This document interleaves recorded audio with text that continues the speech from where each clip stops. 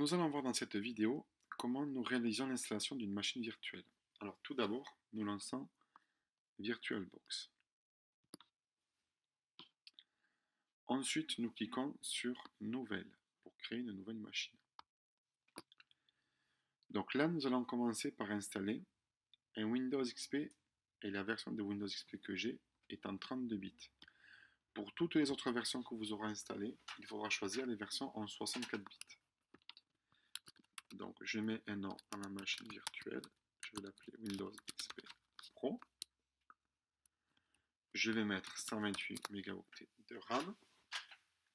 Si je dois installer un Windows 2012, un Linux, un Windows 7 ou un Windows 8, je mettrai 512 mégaoctets de RAM. Donc nous allons créer le disque dur virtuel. Donc là j'ai mon nom de fichier qui apparaît. Ma taille de disque dur, je laisse 10 gigaoctets, j'en ai assez.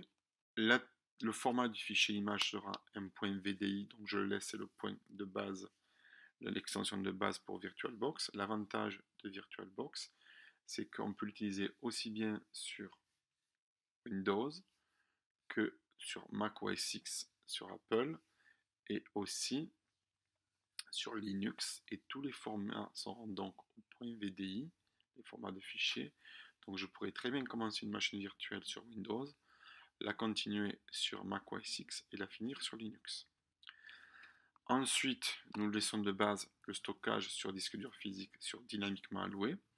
Cela permet d'avoir une taille de fichier qui varie en fonction de l'installation. Si ma machine virtuelle ne fait que 2 gigaoctets, donc ma taille de fichier ne sera que de 2 gigaoctets. Si je laisse que je mets taille fixe, le souci c'est que j'aurai toujours un fichier qui fait 10 gigaoctets. Nous allons prendre dynamiquement alloué. Nous faisons créer. Ma machine est ici.